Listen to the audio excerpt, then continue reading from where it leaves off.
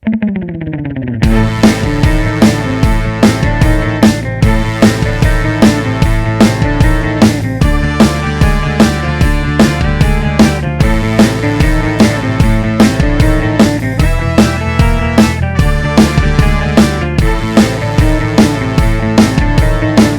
everybody, welcome to Campus Comics Cast, coming to you from Carbondale, Illinois, with special guests from the Campus Comics crew.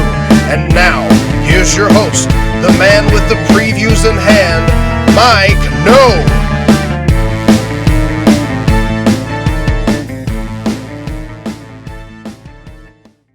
Hello everyone, and welcome to this I guess you could call it a pop-up episode of Campus Comics Cast, a little bit of an extra one for this week. We're coming to you as usual within Campus Comics here on Main Street in Carbondale, Illinois. And joining me tonight for this special episode are Scott Reed and Dan Brown. The usual gang here. Do not have Matt with us he couldn't make it this time, so hopefully we'll get him again in the future. But anyway, we just wanted to be a little bit if we stuck to our regular schedule, we'd have been about 6 weeks before we did a podcast showing talking about our feelings about the Captain Marvel movie. So we knew you were all waiting with bated breath, so we wanted to be a little both of you. Both of you, exactly. Waited with bated breath to hear our opinions. So we're going to talk about our feelings about the Captain Marvel movie, and also we're going to have some review of Tom King's Mr. Miracle now that it's wrapped up. Been out for a little bit, but we'll share some feelings about that as well. So let's start with the Captain Marvel. Of course, this is the Marvel. Did you want to talk CGC? Oh yeah, of course. I plug myself again. I'm bad at that self-promotion. That's what we're here to remind you for. That's right. Yeah, got my back. Did want to remind everybody that as of late in February, we were approved as a CGC authorized dealer, which means you can bring comics in to us or magazines, stuff like that. We can send them in to CGC, have them graded and slabbed, and we can handle all that packing and shipping for you. Take a little bit of the nerve jangle out of that for you. We'll take care of that. And still a little bit of a learning curve. I'm doing a little bit better, but maybe by the time this is up, still have time to get some something into us for this first submission. And also, look ahead at the schedule. We're going to be collecting, as far as CGC, we're going to be accepting submissions at shows, at local conventions that we're working at. So, first one coming up here is April 6th at the SI Comic-Con at the Benton Civic Center in Benton, Illinois. And that's pretty much it until a little bit later in the season for me. So Scott might be doing that at some conventions that he's going to be working at too. Okay. So yeah. If I can accept them for Campus Comics, I would gladly do that. So we'll keep you posted on that, but I don't see where that'd be a problem. Okay. And you want to say anything, Dan, before we start in? Nah, just all right. Okay. Man, a few words. I don't got anything to plug right now. Okay. Gotcha. Well, anyway, Captain Marvel, of course, it opened this past week as we're recording this on Thursday night. What is it, the 14th, I guess? Yes, something March like that. 14th. So it's been about a week that it's been out now. Is that when? Did you see it opening night, Scott? I saw it March 7th, yeah. Yeah. So while it's fresh in our brains, we thought we'd get together and talk about it. So I'll jump right in. I mean, it was good. I was not blown away, by it. I will have to say I had some definite issues with it as we kind of get into things and start the discussion rolling a little bit. Dan, how did you feel? I liked it. It's a good movie, but ultimately it's just like we know what we're getting now with the Marvel movies. Right. I knew it was going to be good. I knew I'd like it. Sure. But again, it didn't blow me away. Mm-hmm. Like, I don't know that it brought anything significant to the universe. No. Right. And again, maybe that'll pay out in Endgame, but we don't know yet. And that's the whole reason for this timing is they just had to get this out because obviously she's going to play a pretty large role in the Endgame movie, which is the movie we're really wanting to get to with this.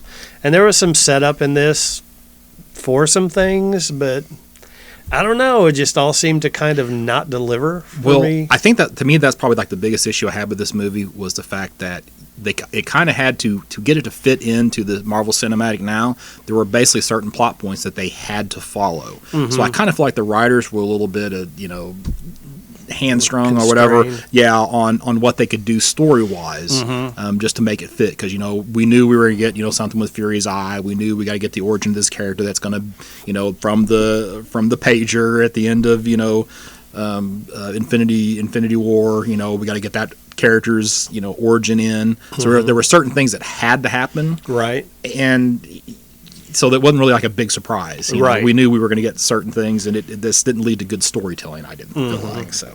Right. I personally, I think it was intentional to a degree, but I thought the first 30 minutes of the movie were an absolute mess. You know what I mean? I thought they were hard to follow. Again, I think that was somewhat intentional so that you're off balance like she is because she doesn't know her. Oh, spoilers, by the way, obviously. For this and for Mr. America. Yeah. Right.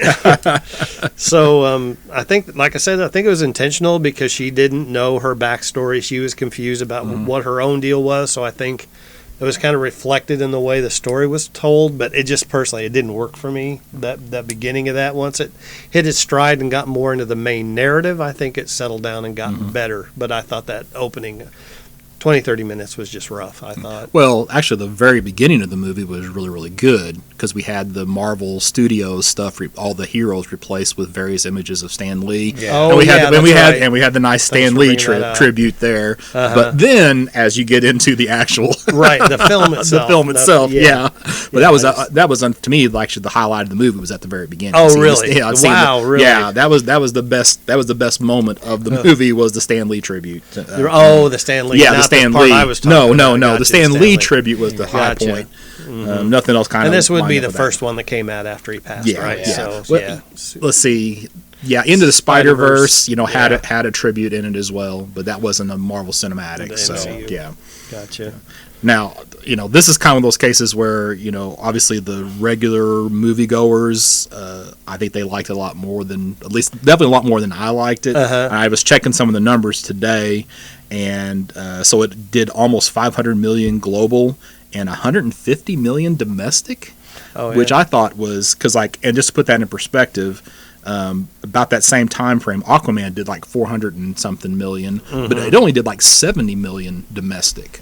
So this one, Aquaman did? yeah, Really? Now, Aquaman, it hit that Sure. billion dollars, over primarily from overseas. But like this was huge, and I went in on my movie theater and like 2 days in advance to get tickets, and I almost usually get to pick where I want to sit. And I was stuck in the front row for this movie. Right. So that was kind of a surprise for me. Yeah, I think they'll make their money back though. I don't. Oh, think, yeah. Oh, yeah. Yeah. Yeah, I know, think they'll do okay. Yeah. I'd be happy making that much on it. Right. Yeah. Exactly. Well, I mean, I think they've made all their budget back. Right. Sure. Basically. And I think they projected, I'm seeing projections of 60 to 70 million for the second weekend. Yeah. So, 250 million, US, that's not too bad. Right. Yeah. I always lose sight of what, I was 150 million, that doesn't seem that big, but when you say that, you Right. don't realize how much that worldwide global box office makes Yeah. a difference. So Yeah. so what did you guys think about Brie Larson's performance? Okay, so what has she been in besides this? See, I don't know anything that The she's only been thing in. I know her from is Kong Skull Island. Yeah, me Okay. too. Yeah, she was. I know she was in. I'm gonna say the wrong one, but I want to say it's Room. It is. what That's she the was- right okay, one. because I'm more familiar with The Room, which is a completely different movie. Right. Yeah. So, but I always Sure. get those mixed up. But she 'cause was of in that. She won an So, Oscar for that. She Oh, was like wow. a best Really? actress. Yeah. She won for that drama Room from it's been a few years Yeah. now, like 2008 or something like But that. again, I think Kong is probably the only kind of Yeah. genre thing she's done otherwise. Right? Have you seen Kong Skull I've- Island? yeah, I've seen She Kong played Skull the Island. photographer lady Okay. that was on there with Tom Hiddleston and all Yeah, that stuff. I That was don't her. really remember her in that, Yeah. but I But just she I was just wasn't good in familiar with that, it. you know. But this, again, I don't know if it was an intentional choice because she was emotionally disconnected or whatever. But I just thought the delivery of her lines was like real monotone and it was really uninteresting. I don't really think she had any chemistry. Like I think the chemistry from the Fury and her stuff was all from Sam Jackson. I don't really think she brought anything to that. And even when she reconnects with her friend, Rambo down in in Louisiana, I didn't really feel like there was any weight there. Yeah, I feel like that's okay up until the point where she realizes what the real story is here and, remembers her identity and everything. You know, Right. I would have been fine with that up to that point. Yeah. But there definitely should have been a bigger shift when she reconnects with people and, you know, kind of remembers her past. and Right, those especially the kind of little girl. things. You Yeah. know, Well, did she ever really officially? I don't remember it ever all coming back to her. Did it ever really all come back to her? I mean, she just kind of getting bits and I pieces. think it was. I took it as just bits and pieces. Yeah, I mean, I think she started remembering people. Okay, You know what yeah. I mean, like those. And of course, you know about my biggest beef with the whole movie. My biggest beef is what they did with Marvell. Right. In name, I just absolutely. And it wasn't about gender swap. It wasn't about any of that. It was just to use that. Just call her something else. You know.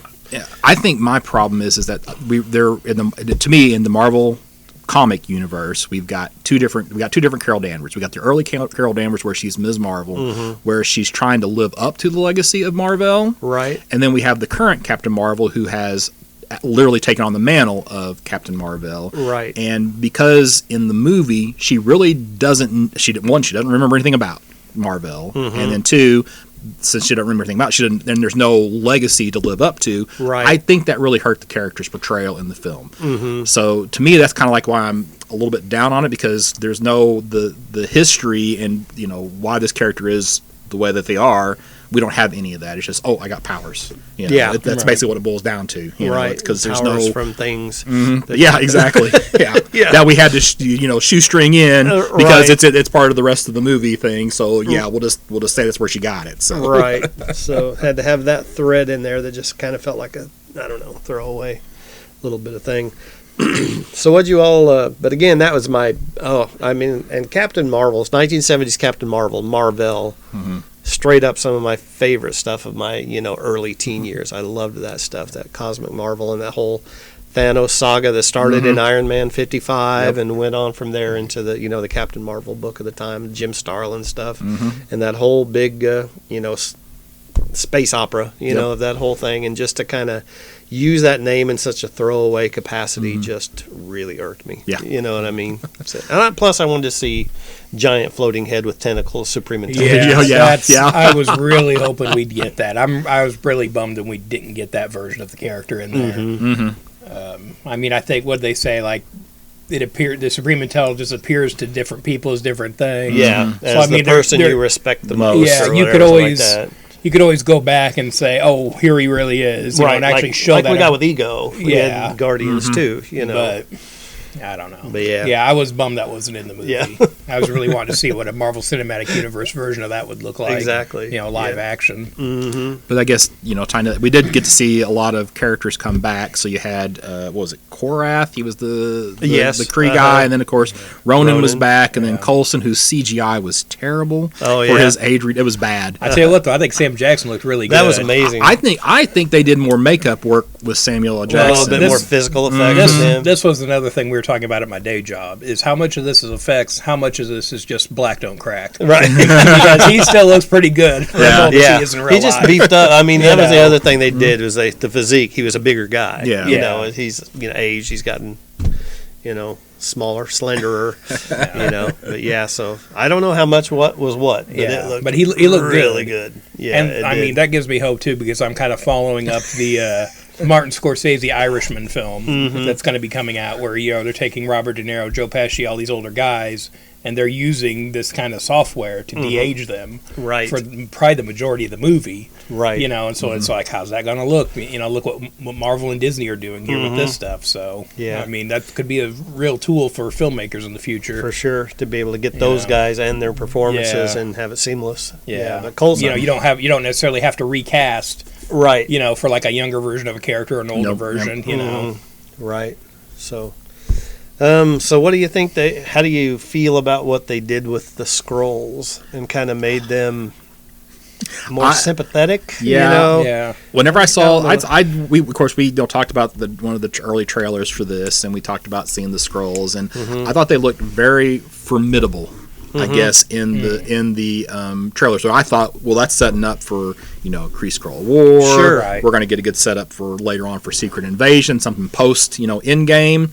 And I think now they've basically have destroyed both of those storylines because we have the Skrull are just a remnant group of people that and they're not all they want is a planet. Yes, all they they're want is peaceful a world to live and on. yes, and So getting a little political climate of the day in there, a little bit kind of that in there. The other part of that is, though, after what they did with S.H.I.E.L.D., can you do the Secret Invasion storyline? Do you do that fake out again in the movies? Oh, right. You know what I mean? Mm-hmm. Yeah. I feel like it would just be like, yeah, we've seen this. It was with S.H.I.E.L.D. and Hydra. You know what I Right. mean? The thing that, that's true. Yeah. Hadn't really made that correlation. But the thing about the Skrulls, it did work in the aspect of like, okay, we got what we got, like especially in Guardians 1 with Ronan and the Kree. Don't try to tell me that these are the good guys. Right. Now, Yeah. you know what I mean? Yeah. So it's just like, so you knew both races are jerks in the books, you know what I mean? And they just have the same kind of thing, but with different end games, you know what I mean, of what they're wanting to do. So, but I was surprised by the Skrull, being the more sympathetic, and like I said, it takes that away. and they kind of turned him into a little bit of a joke as opposed, with the whole being scared of the cat. And we better not get started on the cat because I don't have a lot of good things to say there.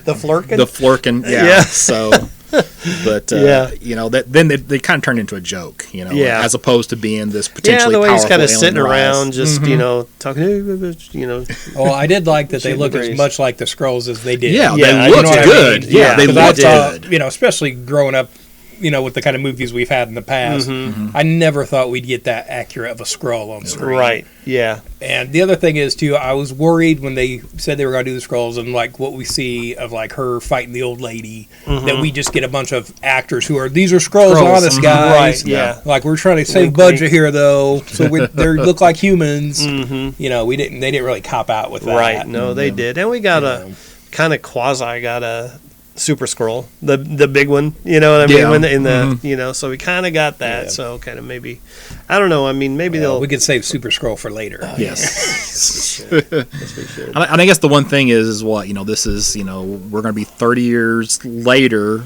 or, whenever whatever the next thing's going to be in the Marvel Cinematic. I guess a lot could have changed with the Skrulls in that time period, that time frame. So who Maybe knows? Maybe we'll still get Takes a little something. bit of a turn. Maybe the Skrulls decide they want revenge on the Kree or whatever. But I was talking about the Super Skrull guy. I kind of liked that they did that too. I liked what they did. They looked so much like Skrulls, but they even had the different classes. The ones are like little skittery, goblin-y ones. The one they're a little bit more. You're kind of more Kirby anthropomorphic, original. Kirby Right, original yeah. looking. So there was different kinds, which I thought was pretty well done.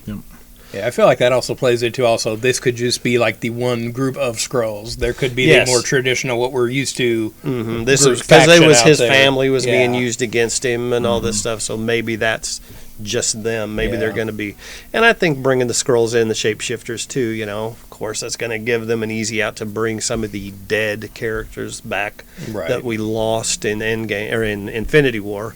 Which ones did we saw got killed in that? Which ones were Skrulls? You know what I mean? Because they. I think all You don't those are think still so? going to. I think all those are still going to get Oh, they're snapped all- back. oh, They're going to they're- get snapped back. It's not going to be Right. Skrulls. They're just going to get snapped Yeah. back. Gotcha. So that's my opinion anyway. So Well, that was our theory for a long time when they wouldn't announce the name of Avengers 4. We thought, well, it's Secret Invasion. That's why they Yeah. can't say that. Right. Because everybody's going to be. Yeah, well, they've thrown that out. Yeah. and of course, I haven't watched. There was a new trailer for Endgame for Endgame that dropped today. I haven't watched it, yeah, but I haven't I either. heard my son told me, it's a big spoiler in it. So it's just Really? like, now I don't know. I haven't watched it Right. myself. He hadn't watched it. Just said somebody told him that there was a big spoiler Yeah, in okay. it. So Yeah. I don't who think knows? it was- I've watched it. I don't think there's Hawkeye is anything Ronan. major. Yeah, well, you knew that Hawkeye's already. Ronan. Yeah. I mean, there's one thing that's surprising. Okay. Yeah, so that's probably what he's talking about. All right. But I won't- Okay. Now I understand that Goose the Cat has been part of Captain Marvel books. I had never ever read that run of Captain Marvel myself, so I don't know anything about the cat. So I have no vested interest in the character. But I just That's thought not that, my goose. Is that, you well, don't feel I don't that? know. Yeah, but You don't feel that. I just thought the whole cat thing was silly, Yeah. and it's just one more thing that's get played for laughs. Right. Right. The grossest after credit scene. Oh, they've yeah. done. Yeah, yeah, and but that was the weirdest thing. Just as we're getting close to the end of the credits roll, I promise you guys, I knew with all the certainty in my soul that it was going to be that cat hacking the cube up like a hairball. You know, I was just like, holy crap, that's what this is going to be. They had already turned the lights on, and there were a bunch of us sitting around waiting, and I kept saying, it's going to be the cat, it's going to be the cat. And sure enough, it was the cat. So. Yeah. Well, I mean, that's kind of the thing with this. That's kind of the flaw with this movie is like it has gotten predictable. Yes. Right. You know, that's what is going to be an issue for Marvel. Especially, you know, we kind of saw that with Ant-Man, where Edgar Wright's trying to do something different, and they part ways. And they're like, nope. You know, you've got to bring Get in in new line. blood. Yeah. You've got to have more flexibility with these plans. You have to have new artistic voices coming in here, Right. or it's going to get stale. Well, all I want is I don't need a carbon copy of what the characters are in the book. I just want to be faithful to what the characters spirit are. of the characters. Exactly, the Yes. characters in the book. And you know, we're getting less and less of that. You know, Aquaman being the biggest offender, in my opinion, out of all of them that we had. Right. And then tying, of course, going with the cat, how Fury loses his eye. I mean, Yeah. that really just was like ridiculous. It's like, you know, because he said, you know, last time I trusted, there was in Winter Soldier, last time I trusted somebody, I lost an eye. Because he It was trusted a the cat. Yeah, no, Yeah. that one kind of bugged me a little bit too. So Right. Yeah, that's kind of playing something like that for a laugh. exactly, You know. and then they could have actually, you know, hey, you know, there could have been some concern, and you know, he had the eye injury early, and you think, oh, well, that's where he gets it, and no, he comes back, he's got a little, you know, Band-Aid on his eye or whatever, but Right. Yeah, I kind of kept thinking they were going to like Hot Tub Time Machine it, where they keep doing other things. Things So with the eye. yeah, make you think, oh, he lost his eye. Kept faking out. Yeah. Nope, just two. Yeah. I did like whenever Captain Marvel was deciding on her costume that we briefly got that flash of the original white and green from, you know, the original, you know, Captain Marvel, you know, Marvel Superheroes 12, the Gene Colan design. I liked seeing that, at least the color scheme of that. Now, they called her Veers early on. Shouldn't they have called her Vers? I don't know. because I'm not going to argue with aliens knowing how to pronounce human names. Right, you yeah. know. Yeah. but it's like because they had the, you know, the end of her dog tag, which just had the VERS. Oh, You know, so I gotcha. yeah, they called her Veers, but they should have called her Vers. That's nitpicking right there. I fully admit that. Yeah, that so. is. Not going to disagree with that. Oh yeah. Yeah. I would have liked to have seen more Dr. Minerva. I thought that that character was underused. She was, you know, to me, more interesting than Jude Law's character. Right. And then the scene, you know, the big climatic face-off between, you know, Captain Marvel and Jude Law's character, and it's like they go Indiana Jones way Yes. out on it, you know, just Yeah. blast. It's just like, oh, come on, you know. Right. That could have been a chance for, you know, like, well, you were talking about not really taking Brie Larson in this role. It's like, you know, Gal Gadot in Wonder Woman, you know, they had that No Man's Land scene where she became Wonder Woman. Right, yes. Right. And there is no scene like that in this movie where I really feel like she becomes. came into that character. Yeah, she becomes Captain There's Marvel. there's too much tell, not enough show. Right. That sort of thing in this. No, I would agree. You know, a lot of people are saying that she's supposed to be the most powerful character in the Marvel Cinematic. Do you guys agree with that?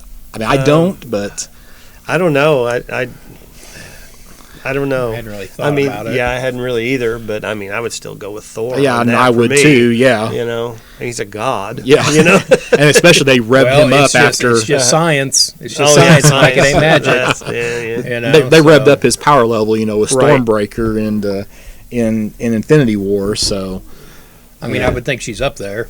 You know what I mean? Yeah, She's got to be yeah. near the top. I mean, for she sure. seems overpowered. You Yeah. know what I mean? Again, with that whole thing, can you tell a story? You know, I mean, because whatever. You know, but I don't know. It's just the character itself was just a little flat. You know. yeah, and that's the best way to describe you it. know, Is yeah. It's just not very compelling, I guess. It wasn't to me. So, any other points you Well, want to so make? if you haven't seen it yet, you got two after credit Yeah. scene. You got the mid credit scene, which is basically just like a 30-second clip from Endgame, where she shows up. So that's not really like a teaser. And then the second teaser, Mike already mentioned, or the second credit scene was the cat puking up, you know, the Tesseract as a hairball. So gross. Yeah. So, you know, do stay for both scenes, you know, if you haven't. But I probably need to see this movie again just to see if it. I was never disgusted at it Yeah, watching right. it Yeah. like I was with Aquaman. I Right. mean, I was I feel the literally same way. frustrated watching Aquaman. And there were times, at least with this, that I truly enjoyed it. Yeah, You know, yeah. it's Had, just, had this come out in 1995, Oh, it'd be absolutely. amazing. Oh yeah. it's just, we need to be stepping up our game a little bit more Yeah, than this. It like- felt like a step back, a little bit. And again, I think a lot of it's just because I felt like it was shoehorned into having to tell a particular story leading into Endgame, and we just couldn't get a true Captain Marvel movie. It's like we got a Marvel cinematic movie as opposed to a Captain Right. Marvel movie. Seemed very much check off all the boxes and get these points done, and let's go. Let's get the character introduced and go on to Endgame. Make a Right. few dollars while we're waiting for Endgame to come out. All right, so ratings. I gave it a very good fine, which is a 5.0. You know, it was okay. I don't know. It might go up a little bit on a second watch. I'll have to, decide if I want to go to the show and see it again. I'd go fine with it. Again, it's not a bad movie. I feel like we're kind of going negative here. Sure, But, it's just, it didn't blow me away. You know Right, what I mean? I don't yeah. know that it had enough new to say. Right, you exactly. know. And I would go fine too. Is what I would put it at for exactly the same reasons. It's just, I don't know. It was a fine movie, but we're kind of past that. You know what I mean? We need a little bit more. So to make Well, it and it good. kind of goes to what we were saying, is these movies are less and less being made for comic book fans, and more are being made for the general public. So right. And there's not a lot of depth to That's them. one of the scariest things I think about the precedent that we got with Aquaman doing so well. So now we know exactly what we're going to get from a lot of the DC movies. You know what I mean? It's going to be a lot of jokiness, a lot of silliness. Shazam, which is fine, it fits that character, but not all characters. So all right. So there's our feelings on that one. So now we'll jump into something in the printed form within the realm of our fandom, which is the Mr. Miracle by Tom King and Mitch Gerads. I don't know if that's, excuse us if you're listening. I know we mispronounce your name, but the pretty typical team, they team up and do a lot of stuff together. They did, he was the artist on Sheriff of Babylon too, wasn't he? I think so, and yeah. Some other stuff. So they work together quite a bit. I don't know. I mean, it just depends on what you want out of a superhero, comic book. I mean, I think it's definitely this is the kind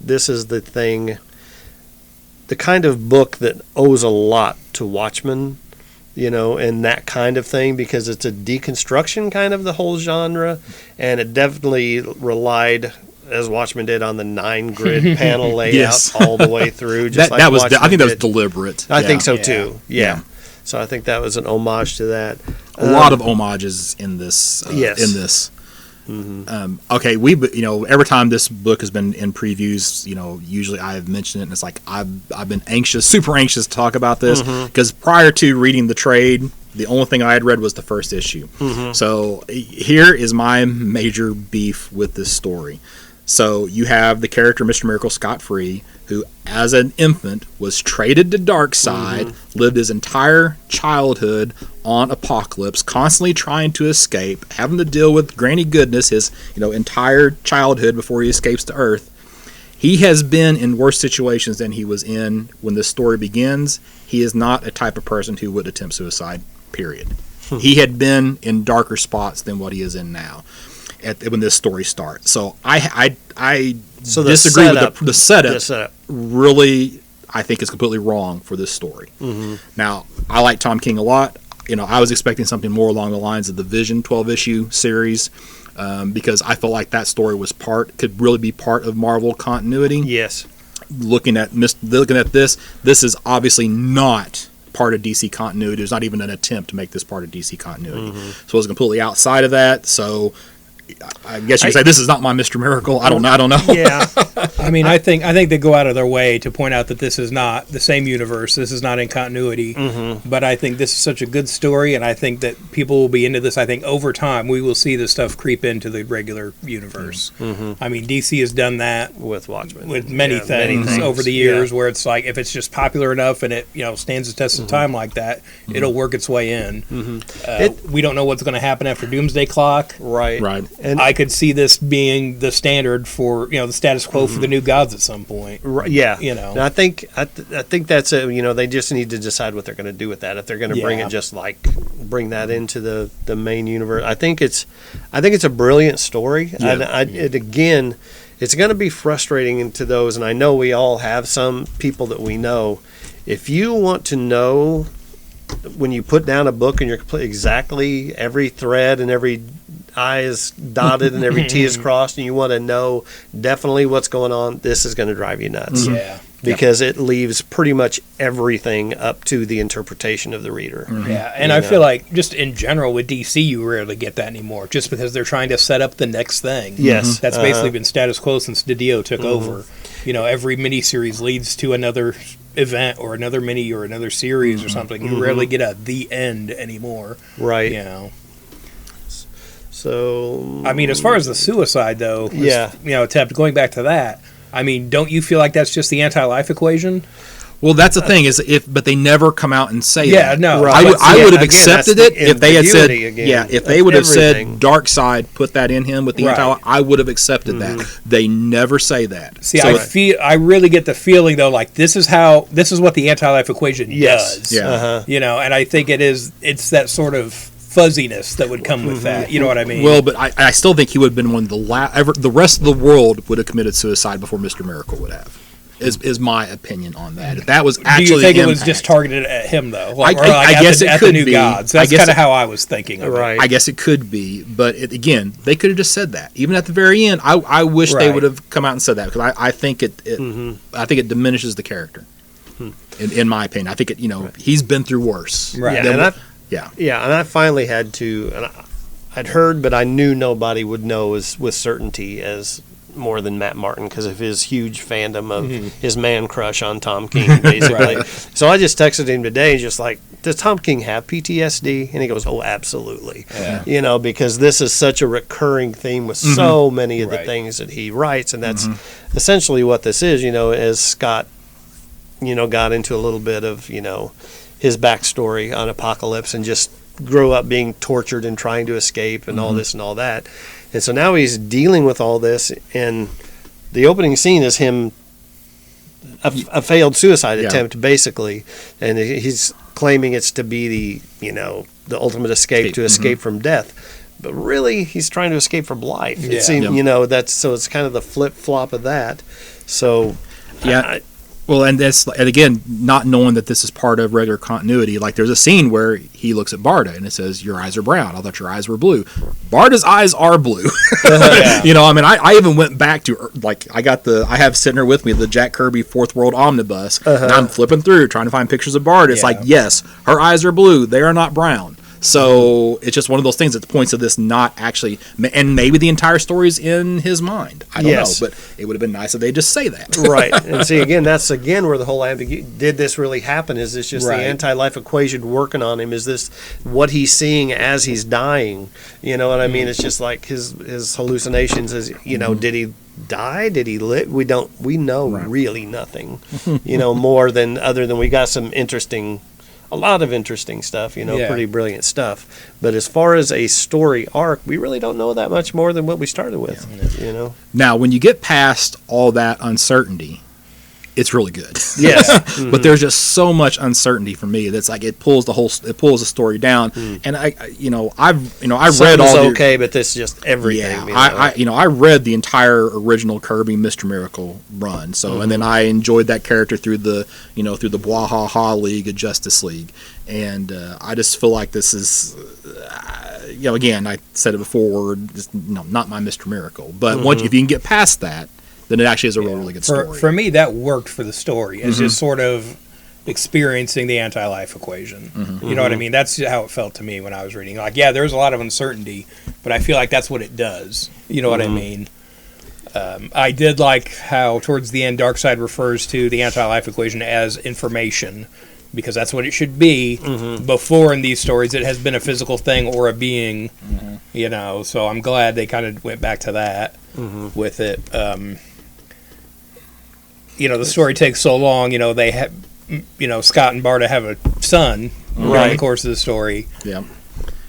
how I didn't see that twist coming. I felt so stupid when it got to that point where Darkseid says he will unconditionally surrender if they give him his son. yeah. Right. And just knowing the history of Mr. Miracle and Orion, and I'm like, I love that cliffhanger to that issue, but I'm like, how did I not see that coming? Yeah. Right. You know what I mean? That was such a great part of the story. And I think that was going back to the origin of Mr. Miracle, where Highfather had to make that same, basically the same choice. Yes. Yeah, exactly. Right. A little different situation, but kind of make that same choice. So trying to, now Scott Free has to, make the exact same choice. And he's lived through that. He Yeah. knows what that means to his son if they do that. I got to talk about Funky Flashman. All right, so it's never been stated categorically, but this character was created basically as a negative portrayal of Stan Lee. What? Yeah. So this is after Kirby moves over to DC, gets the Fourth World up and going. Mr. Miracle, I think he comes in issue like 6 of Mr. Miracle. I actually brought it, but I mean he's a con man. He's a charlatan. He's has to wear a wig, to get himself to look, to be this big presentation. And they completely he was almost an enemy of Mr. Miracle in the original stories, and now he's the caretaker for the child, which I thought was a little odd. But they really, there is obviously a lot of. There are multiple things that are being paid as respect to Jack Kirby throughout this. One, the fact that their child is named Jacob, and I think they would call him Jack several times during the course of the story. They go to the Chinese theater, and they got the Jack Kirby signature. They got the handprints, and it's like what is it? Comics will break your heart or whatever. Which there's a whole story behind that. There's the scene where Funky Flashman is talking about how Jack, referring to the child, I don't think he actually called him Jacob at this point. He has all the imagination, and he just provides the words. Right. So that's just something I can think of off the top of my head. But there was a lot of respect paid to Jack Kirby through this, but it was kind of weird to see that coming through Funky Flashman, who was Kirby put in a negativity on Stan Lee and their relationship. So I just thought that was kind of interesting.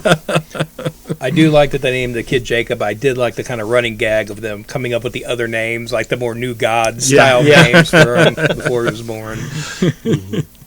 Oh, and let's not, forget the art all the way through. Just absolutely gorgeous. And the colors. The coloring in this is just dynamite, to set up that whole... And prior to that, there's actually a good introductory story for Mr. Miracle, which is written by Tom King, but illustrated by Mike Norton, which is actually really, really good, too. So if you aren't super familiar with Mr. Miracle's background, they give you his background in like a 0 issue. Yeah. And that's included at the front. And again, I wasn't picking this book up. I had never read the entire thing until we sat down to read the trade for this.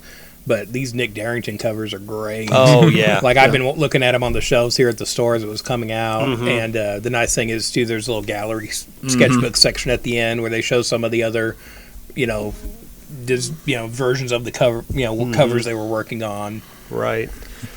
I thought it was weird. You have all these new gods using very earth-based profanities and curses and stuff. I'm trying to remember, exactly some of them, but it's like, something happens to one of the new gods and he says Jesus. Yeah. That's shouldn't they do something like what Thor does, where he says, Odin's beard or whatever? I was expecting that. So that was just really weird to me. I tell you what, they picked up these terms, but apparently they didn't learn anything from Earth Plumbing because Apocalypse is in need of that. Oh, God. I thought... go ahead. No, I was just going to say the one thing that, that we're not really used to seeing in a lot, especially DC stuff, because Marvel's characters tend to be more flawed and everything like that, whereas DC's, tend to be more godlike and kind of above that, But I just think this is a really unusual level of character development, for something like this, especially in a mini series like that. I mean, before, Mr. Miracle, whatever, backstory, but other than that, so I think a lot of the back and forth, and just the juxtaposition of, being on Apocalypse fighting this war between, these other super powerful beings, and then flashing back to being in LA trying to start a family and buy a house. Yeah. Right, To settle Or down. remodel the condo. Is Yeah, basically exactly. what they're Yeah, there going you go. through. Yeah, and the fights that they have and stuff like that, just the back and forth in that. I thought that was really entertaining. I thought that was really good. Yeah, I thought most of the character portrayals were really, really good. Like, Orion out of the very first issues portrayed as this big giant jerk. I thought that was really good. Let's see. Now, there have been 2 other DC books that have done a lot really were, trying to pay respect to Kirby.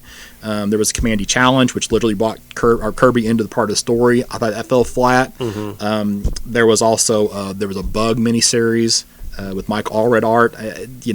It kind of fell a little flat too. I thought this book did a really, really good job of paying tribute to King Kirby. There was a lot of Barda was very sexualized in this story, which is more than than what I was expecting. I mean, there's even like bondage scenes between Mr. Miracle and Barda, and I'm sitting there thinking, if your job every day is to go to work and get tied up and escape, you probably aren't wanting to get tied up whenever you're at home, right? So I maybe it's not an everyday thing. Yeah, Maybe it's now and then. I wonder if that was kind of another.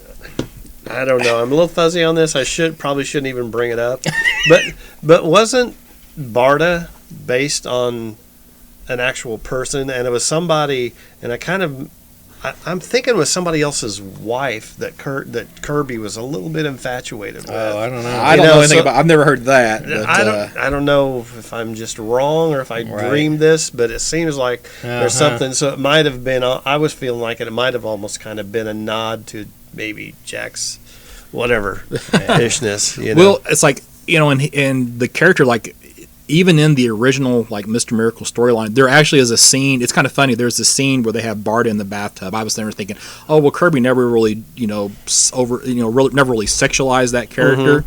And then, but actually, if I remember correctly, that page was added after his original. He did a book and he was a page short. So Mark Evanier and somebody, I can't remember who else. This was from his Mark Evanier's book Kirby. They had to come up with another page. And that's the page that they wrote to fill in that missing page, was her in a bathtub. Oh, yeah. So I don't know. I guess Kirby must have drawn it, but it was actually kind of like. So I was like, I didn't. I don't know. Now I'm trying to find out if there's any truth to that about Big Barda being based on somebody. So you guys go ahead. Based on the physical appearance of Lainey Kazan, who had recently appeared topless in Playboy. This is according to Wikipedia. Okay. So Lainey Kazan. I'm not going to click on links for her name. Right. But at least the appearance. So, Okay. So it wasn't like a person he knew, somebody he knew Right. personally, Not like if somebody's that's wife or true. something. Yeah. Well, I don't know where I got that. Never mind. Can you just take that part out now? Yeah, keep it in the It seemed family. like Keep it in so. the family. Yeah. So there's also a lot of religious imagery Oh, in for this. sure, yeah. In that same bondage scene where you have Scott Free tied to the bed, arms are bound, feet are crossed. He's got wounds in his wrists. Then there's just it's there's a lot. There's like the story of the child drawing God. I liked all the DC T-shirts that he was wearing. Like he had the Batman and Flash and Adam Strange T-shirt. I think in the last episode. In the trade, I got several things I still want to say. Go ahead. Okay. You In the roll. trade on page 233, so I'm just going by the page number. He meets back up with Booster Gold and Blue Beetle, and it's a nice little tribute to the Bwahaha League. He literally says Bwahaha. So I thought that was really, really nice. Let's see, I already talked about the Stan Lee's character just basically saying he just does the words. Somebody needs to make a T-shirt though that says "Batman kills babies." Yeah.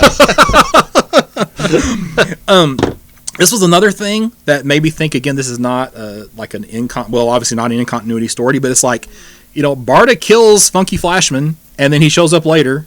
Light Ray dies, and he shows up later in the story. So these characters all die, but they all come back. So it's like, but when Orion dies, Orion doesn't come back, but all these other characters die and come back. Which I thought was just a little disorienting. We have had a story called Death of the New Gods, and they have all come back. Well, yeah, yeah. So there was that too. But I mean, there was that ending story, and then they come back in a later story, not Right. coming back in the exact Yeah. same story with no explanation, just an Right. issue or two later. Don't know what the deal is with the veggie tray all the way through. So they're always doing veggie trays. I did like that in their condo on the wall they have the poster all the time of Mr. Miracle #1, just as a giant poster. They go even through all the blood splatters and stuff. It's there like every single time. To me, the best part of the story were not the apocalypse, New Genesis part, but it was Scott Free and Barda at home, talking about their kid and what remodeling they're going to do on their condo, and that was I did really enjoy that. We've already talked about the art being really, really good. It's nice to see the New Gods back in print again, in something. I'm not sure, how much they've been used in Rebirth yet. I mean, not much at all. So I guess they had a lot of leeway, to do something with these characters for now. But I still, ultimately, it boils down to, it's a little confusing not having some, actual know what happened under certain circumstances. Right. So. Right. Okay, well, going back and looking here, trying to think what I was thinking in my head about that. You're making me feel bad here about Jack. But it says here that says physically based on Lainey Kazan, and it says the characterization between Scott, Mr. Miracle Free, and Barda was based largely, though with tongue-in-cheek, on the interplay between Kirby and his wife, Roz. Okay. So their Okay. relationship. So I was kind of mashing those two things together together. in my head. So that was his inspiration for the way their back and forth was. So. I thought it was interesting too how they brought in the female Furies and like how they have to be in the hospital when Barda has their son. And, Yeah. she just thinks they're trying to kill her still and stuff like that. Does anybody else read Granny Goodness and hear Ed Asner's voice? Or is that just me? No, I don't have a voice for Granny Goodness. I need to come up with one. Maybe that'll be it from now on. Right. So Ed Asner. Oh my gosh. All right. Did you get all your points I covered, Scott? think so. I feel like I got most stuff, marked off. So I really had expected to do like a deeper dive into this, where like we could go through and like, okay, this happens in this issue, and well, there's that character, and it just didn't lend itself to that. Yeah, right. I think it does flow really well over the course of the trade, though. Yeah. I think. But it's one of those things. I'm really, really glad that I read it. I'm probably gonna read it again. Yeah. Yeah. But I I this feel time like I'll there's go. a lot I missed. Yeah, You and know this what time I I'll mean? go through and just get over I think the premise is flawed. Get over that and just read enjoy the the story. story for the Enjoy sake the of the story. story. Yeah. Yeah, and I wouldn't be surprised if some of the stuff starts creeping into regular continuity, as over time. The other thing is, so right now the trade's out, but they are going to be releasing a hardcover, right? Yes. Just to comic book shops, Exclusive to the direct comic market. shops, direct okay, market cool. shops. So that's pretty cool little nod there from DC. After Yeah, Yes. as much as some we've of been their complaining about foibles. DC on this Yeah. show, they are Thanks doing for something. that. That's pretty cool. They are looking out for us with that. Yeah. A lot. It is one that I would like to have a hardcover sitting on my Yeah. shelf. So that's I think it's that important. I think it's that, you know what I mean? I think it's a really good story, and I think it'll be more in the future. I Yeah. think, like Dan's alluding to. and it would have been a good Black Label book. Yeah. So maybe it will be when the hardcover comes out. I don't know. All right, so rating? I gave it a fine, very fine 7.0, and that might go up on a reread. Again, probably a little down based on my, again, flawed premise. But other than that, it was really, really good. I don't regret reading it at all. So Right. I'll give it a very fine. It's a good story. It's solid. It's definitely worth reading again. It's just, Yeah. I'd give it a very fine, maybe even half a plus, maybe just not quite, but I thought it was just good, solid, innovative, and just good storytelling, good,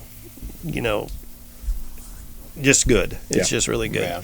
As long as you're not looking for something, you definitely come away knowing what's happening. It's great. If you're looking for that, now if you want to be a little confused, if you Yeah. don't want to be a little confused, don't read this. That's right. If you want everything tied up with a neat little bow, this is not the graphic novel for you. But like usually when you get that stuff anymore, it feels like a cop out or Yes. like it's not the monster you just can't see because of budget. Right. You know right. what I mean? Yes. It does feel intentional. I think Oh, it does add to the absolutely. It's tone of the meant to be. story. Absolutely, it's meant to be. So I don't think it hinders the story in that way. Right. No, You I know? don't mean that as a negative. I'm just saying Yeah. that just if that's the kind of read you want, But this you is not see it. so much of that anymore, though. Yeah. Too. Yes. That's, kind of Oh, the I thing didn't with like that because it didn't spell every little thing out for Right, me, yeah. and that there's a lot of that. Well, I'm just glad to know I wasn't the only one confused. Oh no, absolutely straight up confused. So, all right, well, that it, guys. That's all I got. Yep. All right, well, I guess that'll do it for this extra little episode of Campus Comics Cast. We hope you enjoyed listening and come in and share your thoughts on the movie, Captain Marvel movie, and Mr. Miracle. If you haven't read it, we got a couple copies here on the shelf. Pick it up and take it home and check it out. Again, my name is Mike No, owner-operator here at Campus Comics, right here at 816B East Main Street. Phone number 618-457-6011.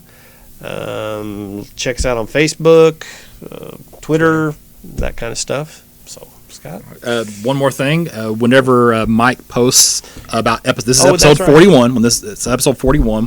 Whenever that gets posted up on the Campus Comics Facebook page, first person to mention the title and issue number for the Batman book that Dan recommended in episode 40 will receive what Dan recommended as a Batman book in, I don't know, the previous one, which was 38 probably, which was the 2-part mass story from Batman Legends of the Dark Knight.